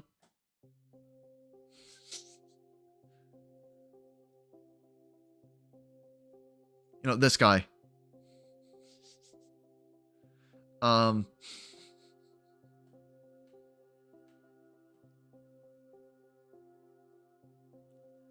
Yeah, it makes sense that, because, like, a lot of trees would need to light on fire to have the rebirth. Can you counterspell cantrips? I'll need to I'll just pull up counterspell again. Let me just quickly...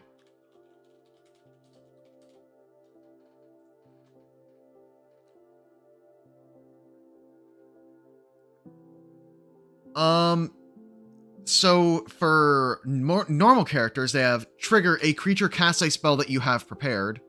Sorcerer has the line of, you have an unexpended spell slot you could use to cast the triggering spell.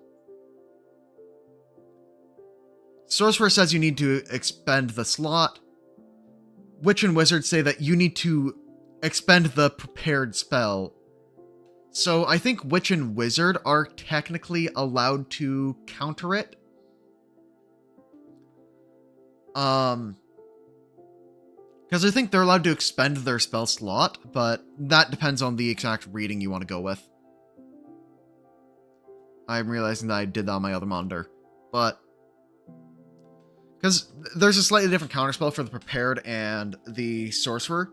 For Sorcerer, no, they cannot. But the Prepared spell, well, I mean, cantrips are prepared spells, so... you just expend the cantrip.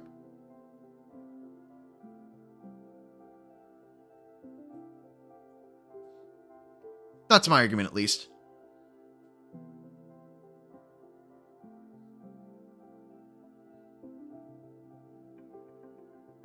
I'm not going to claim that's absolutely correct, but I am going to claim it's close enough to correct for me.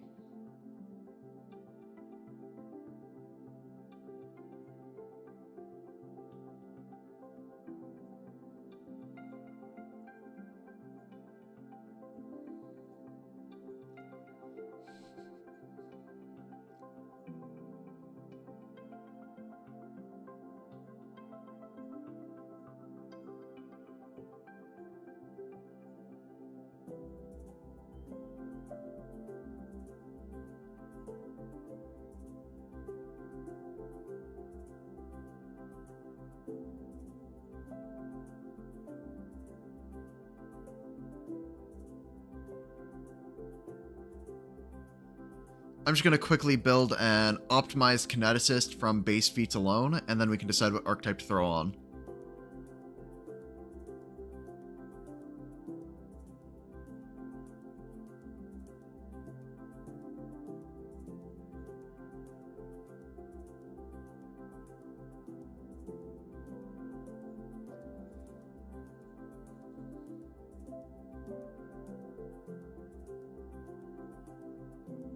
We can throw on Wrestler. I was thinking that I might throw on Medic or something. Just because... Yeah, I'll just throw on Medic. Because, like, I already have a bunch of Wrestlers, and this is a small creature anyway, so... And there are already 2 Wrestlers in the party, so... Let's throw in another pretty high-tier dedication, and let's go. Ward Medic. Have Continual there. Get Athletics there. Ancestry Paragon for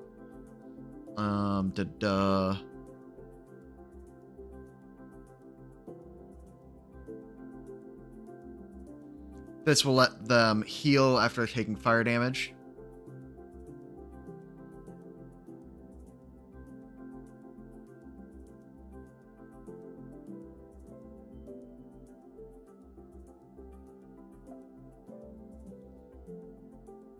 Okay, yeah. So that would let this character just kind of like walk through other people's fire and then be fine as another gimmick for this.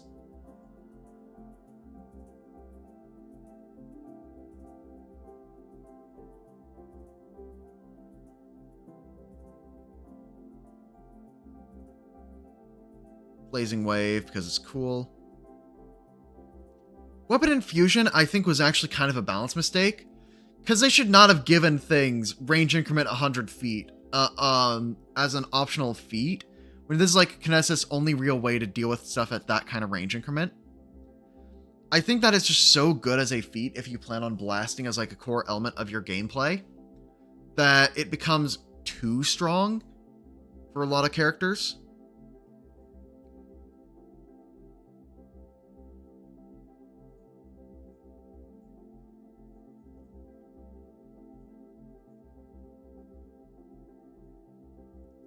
If anyone could create smoke in the hobgoblin who could see through it? No. That is cool. I thought about doing something like that. But my issue is, my issue with the hobgoblin smoke thing is it's so difficult for me to just like track where all the smoke would exactly be. And I want to keep things simple because I'm going to need to be controlling so many complex characters during this. It's a really cool concept, and I would absolutely do it if I was just a bit smarter.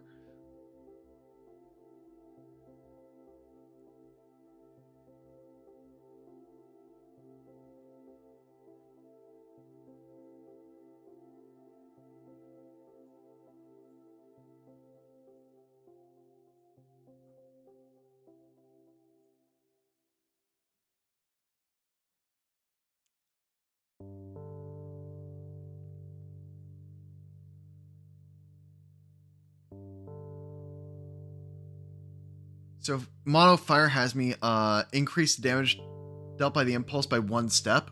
Ooh, grody. So now my blasts are going to be dealing d8s. The little firebird is going to be dealing d8s. That's actually kind of sweet. That's a lot of damage.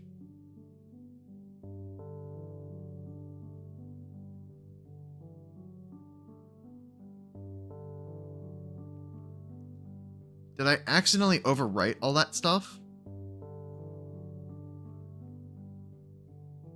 Because I could have sworn that I took Jet and Flame.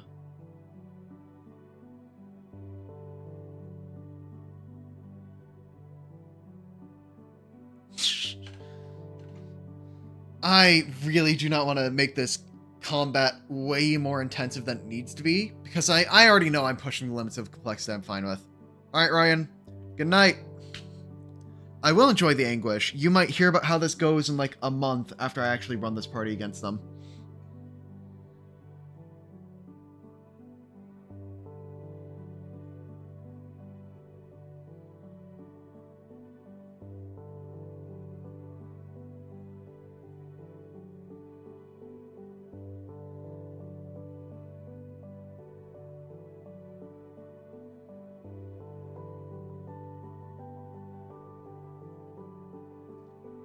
What would you rather play? Dual weapon flurry range or dual weapon fighter? I'd pick fighter just because I'd have more options on what targets I hit up with that.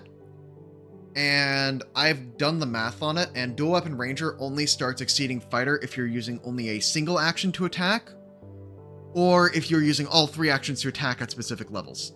The all 3 action thing actually becomes pretty equivalent to fighters. So I'd rather have the big double slice bang bang of the fighter and then use the extra actions for mobility and such. But my actual answer is neither, because I'd play a grappler, and if we needed damage, I would be playing a polearm fighter because I really like reactive strike being big and having reach. Attacking 4 times per turn is funny, but it's also not what I would call good, and that's the distinction I want to make.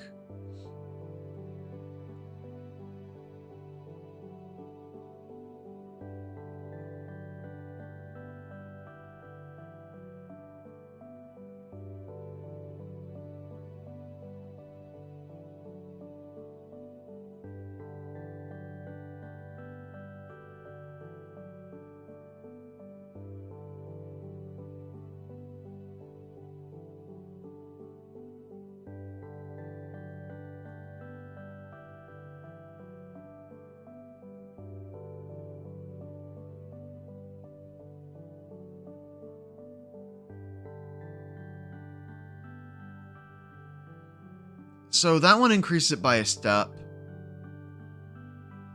But then the Fire Impulse Junction here also increases it by 1 step, but you can only increase something by 1 step once, so that's like bad. I don't have Aura yet.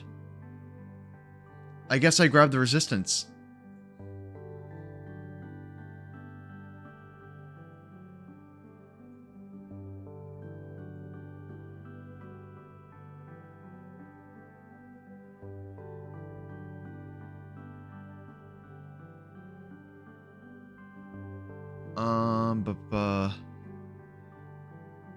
I'll grab this and then grab the Scorching Column. Or grab the Blazing Wave here.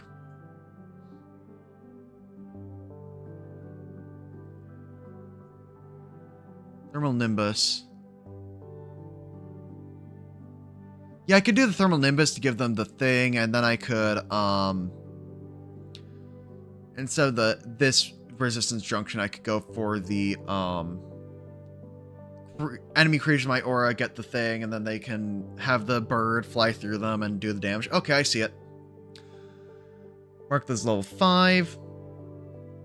Defense, change this to be light armor, leather, probably. Actually, let's go for studded leather, give, runes, potency, +1, give. And I'll figure out what gear to give later. There was a second one that dealt damage, but the thing is, there's a way damage dice steps interact.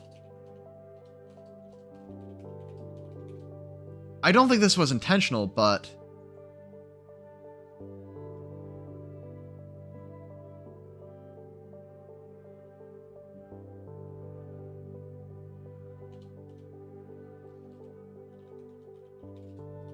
if you look here under the rules for increasing die size, you can't increase your weapon damage. Oh, that specifically says weapon damage die. So my blast damage is completely fine. Because reading the rules explains the rules. So, chat.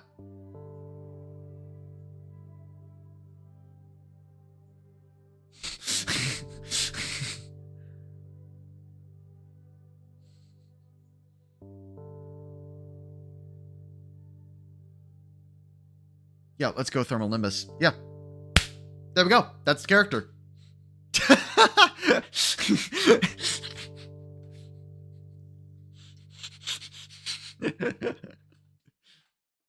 Alright, I think we have peak sillied.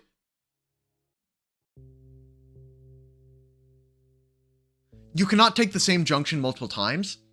And I can tell you that because that's how the game is designed. You can't do it. You also have D12 as the maximum die size from the increased damage dice rules. And you can't pick same junction more than once. And they give you exactly 5 junctions to pick.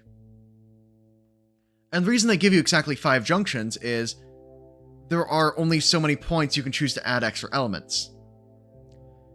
Because if you look here, you can start with 2 elements.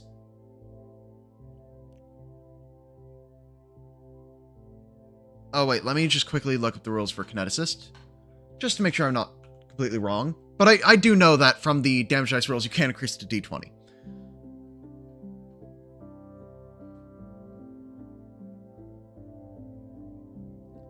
Kinetic gate, single gate.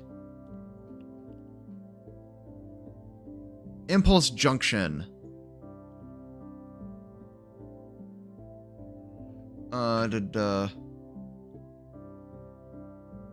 Only 1 impulse junction per round. Sure.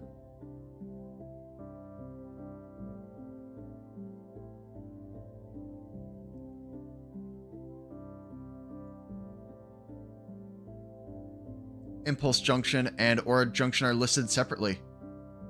And the gate junctions.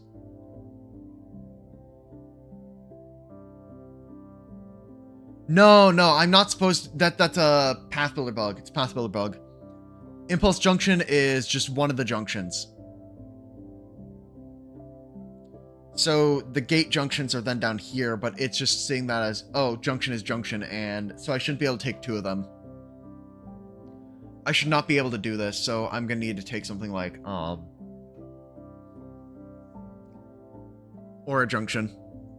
An aura junction's perfectly fine, because if I'm using Thermal Nimbus, that's an aura that's automatically dealing damage, and then this is giving them a weakness. So the weakness is half my level, so half my level is 2. So they have that weakness. Resisted to your level.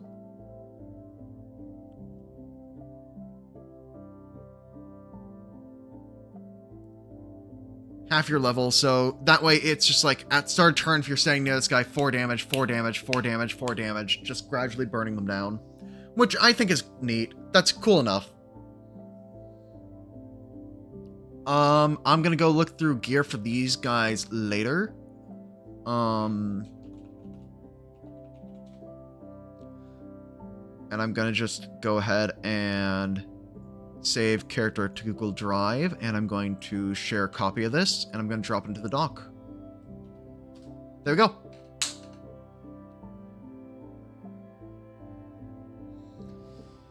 That is the thing done.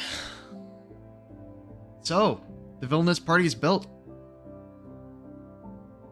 I didn't expect it to be this quick, but, yeah. Thank you, chat, for contributing ideas. This was fun. I might do similar streams again if I have a big idea.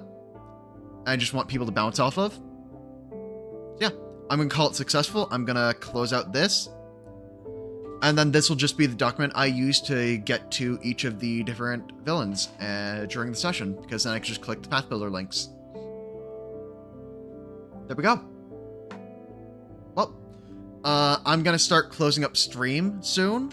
Feel free to go into the description and go ahead and take a look at the Google Doc, where you can see the links for all the Pathbuilder things and what we built this time. GM prep streams do sound fun in general, but also, the way I GM prep tends to be, I filter for creature traits in Archives of Nethys, make a list of creatures, and then based on the amount of players that show up, I throw everything in. Thank you for contributing your absolute nothing, and it was incredible. We couldn't have done it without you.